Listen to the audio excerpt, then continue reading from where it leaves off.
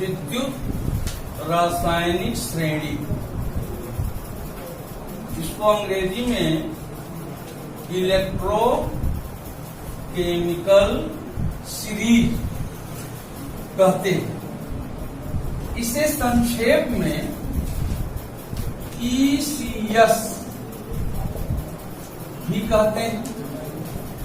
और इसी श्रेणी का दूसरा नाम है विद्युत वाहक श्रेणी, इसको अंग्रेजी में इलेक्ट्रोमोटिव सीरीज कहते हैं।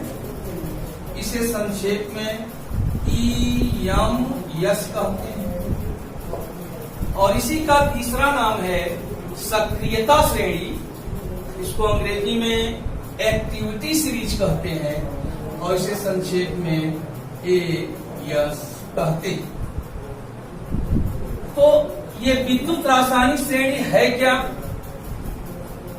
इसकी क्या परिभाषा है? देखिए, ये जो सामने हमने एक टेबल बनाया है, ये विद्युत रासायनिक श्रेणी का एक टेबल है। इसमें और भी बहुत से एलिमेंट हैं, हमने कुछ एलिमेंटों को यहां लिखा है। अब जैसे लिथियम एलिमेंट है, इसका मानक अपचयन विभव -3.04 वोल्ट है। सोडियम का मानक अपचयन विभव -2.71 है। यहाँ पे जो तत्व हैं, ये सभी एलिमेंट हैं और ये इनके मानक अपचयन विभव हैं। तत्वों को, ये तत्व हैं, तत्वों को उनके मानक अपचयन विभवों के बढ़ते हुए क्रम में रखने पर, देखिए ऊपर से नीचे आने पर ये बढ़ रहा है, बढ़ते हुए क्रम में रखने पर जो श्रेणी प्राप्त होती है उसे विद्युत रासायनिक श्रेणी कहते हैं। अब यहां पर विद्युत रासायनिक श्रेणी में एक तरफ इलेक्ट्रोड रिएक्शन रहता है और दूसरी तरफ E0 RP लिखा रहता है, रिडक्शन पोटेंशियल अपचयन।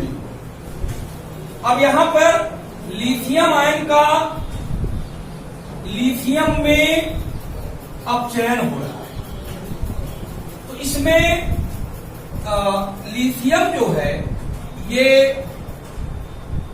अपचायक है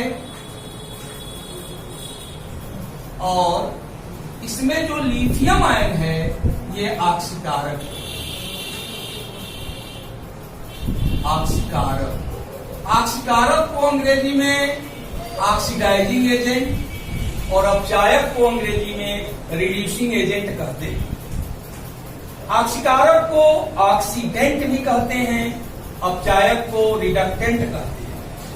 यहाँ लिथियम आयन इलेक्ट्रॉन ले रहा है, तो और लिथियम में ये इसका अपचयन हो रहा है, तो यहाँ पे लिथियम अपचायक है और लिथियम आयन ऑक्सीकारक है। इसी प्रकार नीचे भी, अब जैसे यहाँ पे F2 ये ऑक्सीकारक है और F- अपचायक है। ये विद्युत रासायनिक श्रेणी के कई लक्षण हैं। जैसे जब हम इस श्रेणी में ऊपर से नीचे आते हैं तो धन विद्युतीय लक्षण बढ़ता है। जब विद्युत रासायनिक श्रेणी में ऊपर से नीचे आते हैं तो धातुओं की सक्रियता बढ़ती है और अधातुओं की सक्रियता घटती है। इसी प्रकार विद्युत रासायनिक श्रेणी में ऊपर से नीचे आने पर धातुओं की अपचायक क्षमता घटती है और जो ये धनायन हैं या जो अधातु हैं उनकी ऑक्सीकारक क्षमता बढ़ती है। यहाँ पे ऊपर से नीचे आने पर अपचायक क्षमता घटती है और ऑक्सीकारक क्षमता बढ़ती है। अब देखिए, लिथियम और लिथियम आयन ये दोनों रिडॉक्स कपुल है, रिडॉक्स युग्म है। इसमें लिथियम प्रबल अपचायक है और लेकिन लिथियम आयन दुर्बल ऑक्सीकारक है। जो जो अपचायक प्रबल होता है उसका संगत आक्सीकारक दुर्बल होता है। अब जैसे यहां पे ये फ्लोराइड आयन ये दुर्बल अपचायक है, लेकिन फ्लोरीन ये प्रबल आक्सीकारक है।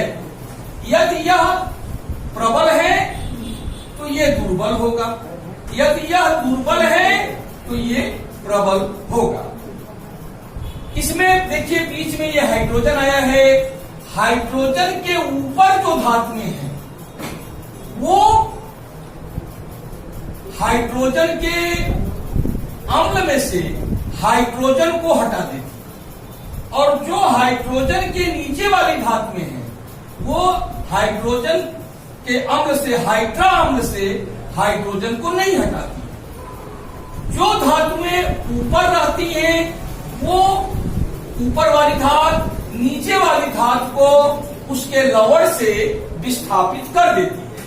अब देखिए जैसे जिंक, यदि हम जिंक को डाल दें कॉपर सल्फेट के बीएन में डाल दें तो ये जिंक क्या करता है, कॉपर को हटा देता है और बन जाता है जिंक सल्फेट प्लस कॉपर।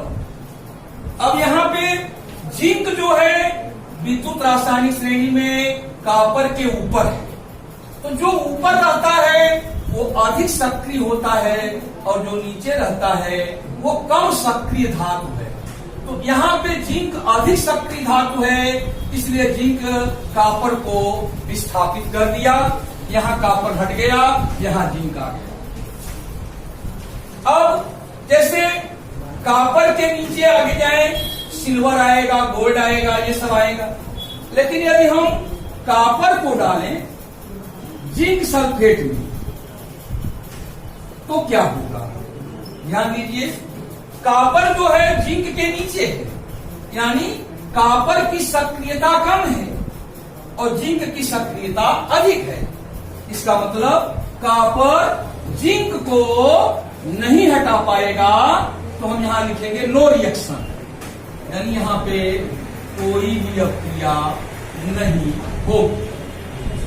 अब आइए देखें, यदि हम जिंक को सल्फ्यूरिक अम्ल में डालें, जिंक को सल्फ्यूरिक अम्ल में डालें तो क्या होगा, हाइड्रोजन गैस उत्पन्न होगी। ये जिंक हाइड्रोजन को विस्थापित करेगा, जिंक सल्फेट बनेगा और हाइड्रोजन गैस निकलेगी, उत्पन्न। ऐसा क्यों हो रहा है, क्योंकि जिंक जो है हाइड्रोजन के ऊपर है। तो जो धातुएं हाइड्रोजन के ऊपर होती हैं वे हाइड्रा अम्लों से हाइड्रोजन को विस्थापित कर देती हैं। लेकिन यदि अभी हम कॉपर ले लें, कॉपर को सल्फ्यूरिक अम्ल में डालें तो हम क्या पाएंगे, चूंकि कॉपर हाइड्रोजन के नीचे है इसलिए कॉपर की सक्रियता कम है, हाइड्रोजन की सक्रियता अधिक है, इसलिए कॉपर हाइड्रोजन को नहीं हटा पाएगा। तो हम यहां बोलेंगे नो रिएक्शन, कोई अभिक्रिया नहीं होगी।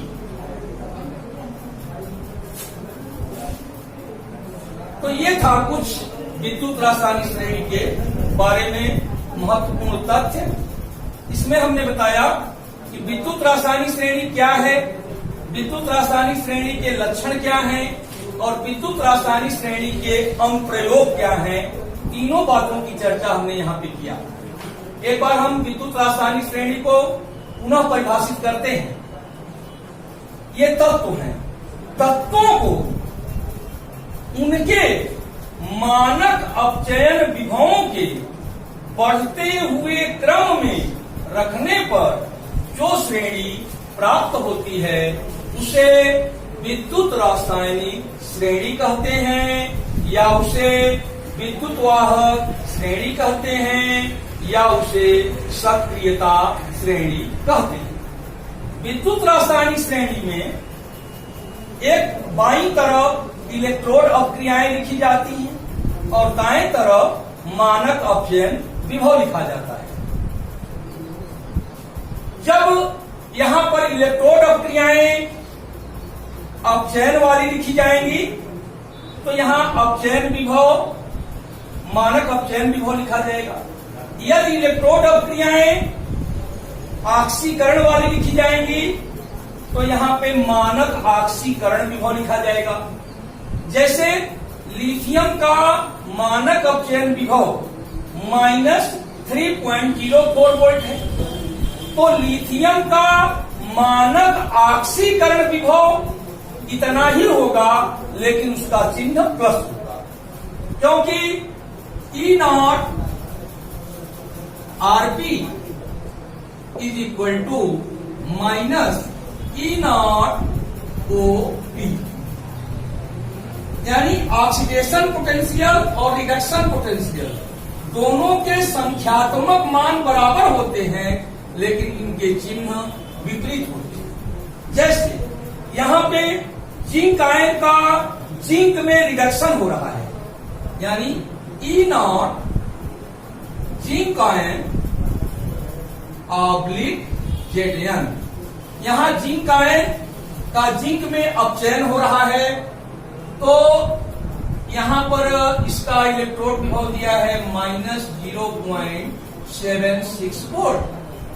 अब यदि जिंक का जिंक आयन में ऑक्सीडेशन हो, जिंक का जिंक आयन में ऑक्सीडेशन हो, तो E0 Zn oblique Zn double plus इसका वैल्यू इतना ही होगा, लेकिन माइनस के स्थान पर प्लस आएगा 0.76 वोल्ट।